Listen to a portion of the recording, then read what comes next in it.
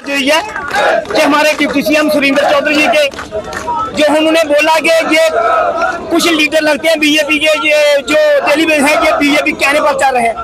सुरेंद्र साहब, हम बीजेपी के कहने पर नहीं चल रहे हैं। हम आज भी बीजेपी को हाय हाय करेंगे, एनसी को भी हाय हाय करेंगे, पीडीपी को भी हाय हाय करें, एनसी को भी हाय हाय करें, कांग्रेस को भी हाय हाय करें। जो हमारा मुद्दा हल करेगा उसकी हम जय जयकार करेंगे।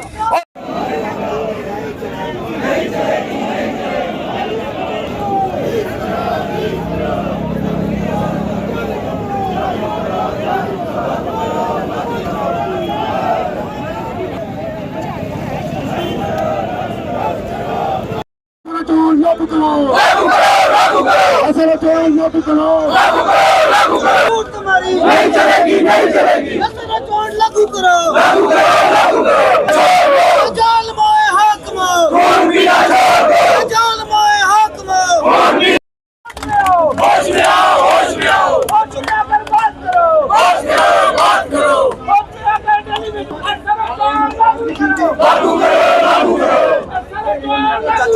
लागू करो, लागू करो। अभी दो, अभी दो, अभी दो।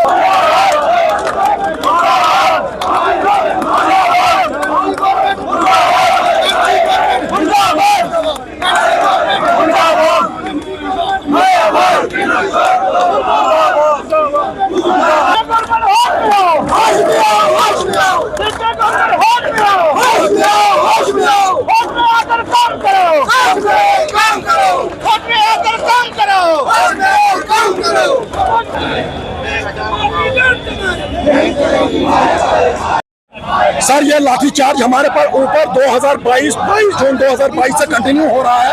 हमें उम्मीद थी कि हमारी इस वक्त चुनी हुई सरकार यहाँ बनी हुई है।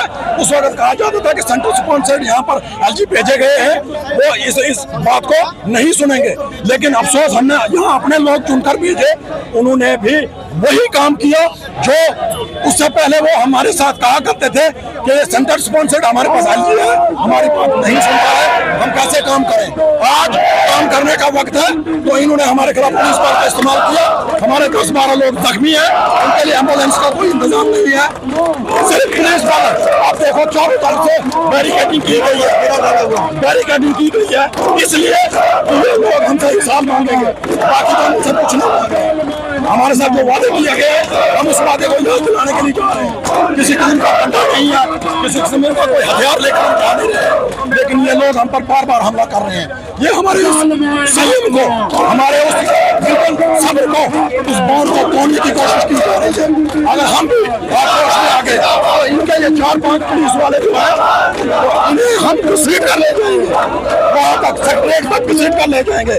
उस असेंबली में इनको ऐसे घसीट कर ले जाएंगे कि इनको याद रहेगा। लेकिन हम लोग अमन पसंद लोग हैं। हम ऐसा नहीं चाहते कि हमारी वजह से किसी को तकलीफ हो, हमारे पुलिस बल को तकलीफ हो, हमारे भाई हैं, हम नहीं चाहते।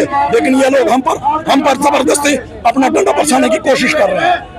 जो ये कि हमारे डिप्टी सीएम सुरेंद्र चौधरी जी के जो उन्होंने बोला कि ये कुछ लीडर लगते हैं बीजेपी के, ये जो दिल्ली में है, ये बीजेपी कहने पर चल रहे हैं। सुरेंद्र साहब, हम बीजेपी के कहने पर नहीं चल रहे हैं। हम आज भी बीजेपी को हाय हाय करेंगे, एनसी को भी हाय हाय करेंगे, पीडीपी को भी हाय हाय करें, एनसी को भी हाय हाय करें, कांग्रेस को भी हाय हाय करें। जो हमारा मुद्दा हल करेगा उसकी हम जय जयकार करेंगे। और हमारे जो जम्मू के 28 विधायक जीते हुए बीजेपी के, और मैं खास उनको कहना चाहता हूं कि आपकी जनता त्राई प्यासी भूखी मर रही है, आप कहाँ गहरी नींद में सोए हो।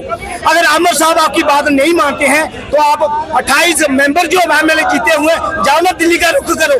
इनके लिए जिन्होंने आपको वोट दिए उनके लिए कुछ लाओ ना, उनके परिवार के लिए लाओ ना। और आमिर साहब के आगे मैं ये अपील करूंगा, महा रमजान का महीना है, लोग रोजे रखते हैं, लोगों की दुआएं लेने के लिए आप लोगों की बदुआ ले रहे हैं। महा रमजान के महीने में बदुआ ले रहे हैं। आपका रोजा कबूल नहीं होगा जब तक ये जनता का काम नहीं करोगे, जिसके आपने मैनिफेस्टो में रखा था कि हम वोट दे, हमारी सरकार आएगी तो डेली बेस को हम परमानेंट करेंगे। आप 6 महीने की जो कमेटी है, उससे क्यों आपको विश्वास नहीं, आश्वासन नहीं? इन्होंने 2014 में भी, तब भी अमर सरकार थी, इन्होंने कमेटी बनाई थी जिसकी रहनुमाई अब्दुल रहीम राठौर कर रहे थे, मगर आज उसकी कमेटी का जब रिजल्ट आया वो ग्राउंड में 0 है।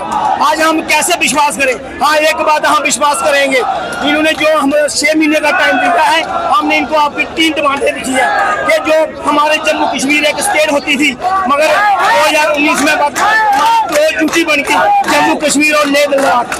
आज जो डेली बेसिस का रेट है वो 25,000 से लेकर 45,000, मगर